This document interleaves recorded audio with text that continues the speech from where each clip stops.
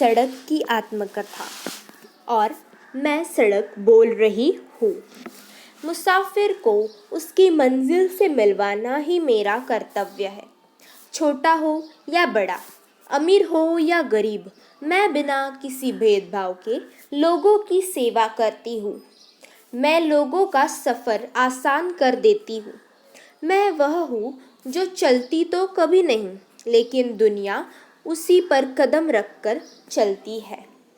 लगता है कि आपने मुझे पहचाना नहीं। अरे बंधु, मैं आपकी प्यारी हमसफ़र सड़क हूँ। मानव जाति ने अपने सफ़र को आसान करने के लिए ही मेरा निर्माण किया है। रास्तों की कठिनाइयों को दूर करने के लिए इंसान ने मुझे कई रूप और रंग में ढाला है। मैं भी मानव की इच्छा के अनुरूप ही ढलती चली गई। कच्ची सड़क, पगडंडी, खड़ंजा, पक्की सड़क आदि मेरे ही रूप हैं। आदि काल में मेरा कच्चा रूप ही देखने को मिलता था। उसके बाद धीरे धीरे विज्ञान की सहायता से मेरे रूप में बदलाव आया और अब मैं पक्की बन गई हूँ। मेरा शरीर पहले से बहुत अधिक मजबूत और सुंदर हो गया है। मुझे यह रूप बहुत पसंद है। हालांकि अभी भी दूर दराज के क्षेत्रों में मेरा यह रूप नहीं है, फिर भी किसी न किसी रूप में मैं वहाँ भी लोगों की सेवा अवश्य कर रही हूँ। मेरी लंबाई और चौड़ाई असीमित है। मैं देश के एक छोर से दूसरे छोर को जोड़ने की ताकत रखती हूँ। कभी मैं सीधी लंबी होती हूँ तो कभी सांप की तरह घुमावदार होती हूँ। इंसान अपनी ज़रूरत के अनुसार ही मेरा निर्माण करता है।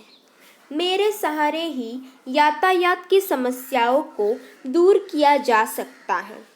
व्यापार और यात्रा में मैं बहुत महत्वपूर्ण भूमिका निभाती हूँ। आज मेरी सहायता से कई दिनों का सफ़र कुछ ही घंटों में तय कर लिया जाता है। किसी भी वस्तु को एक स्थान से दूसरे स्थान तक ले जाने में आसानी होती है। मैं न कहीं जाती हूँ, न कभी सोती हूँ और न कभी थकती हूँ।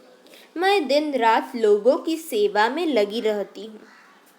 साइकिल से लेकर माल से लदे हुए बड़े बड़े ट्रक मेरे ऊपर से गुजर जाते हैं, फिर भी मैं चूं तक नहीं करती हूँ।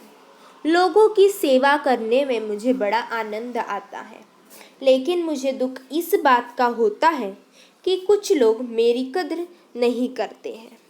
वे मुझे गंदा करते ज़रा भी नहीं हिचकते हैं। इंसान जब मुझ पर कूड़ा कचरा फेंकता है तो मुझे बहुत बुरा लगता है। कई बार तो मेरे निर्माण में जमकर लापरवाही और भ्रष्टाचार होता है, जिसके चलते मेरा शरीर मजबूत नहीं बनता है और जल्द ही मैं टूट फूट जाती हूँ। मेरा शरीर उबड़ खाबड़ होकर गड्ढों से भर जाता है। इसमें मेरे साथ ही इंसान की भी हानि होती है। कई बार इसी कारण हादसे हो जाते हैं और जान माल का नुकसान भी होता है। इंसानों की सेवा करने के लिए ही मेरा जन्म हुआ है और मैं ऐसा करके स्वयं को धन्य मानती हूँ। अपनी इस आत्मकथा को मैं इसी गुजारिश के साथ विराम देना चाहूँगी कि इंसान मुझे साफ सुथरा रखे, मेरे निर्माण में कोई लापरवाही न करे और एक अंतिम लेकिन बहुत महत्वपूर्ण बात यह कि यात्रा के दौरान हमेशा सावधान रहे। धन्यवाद।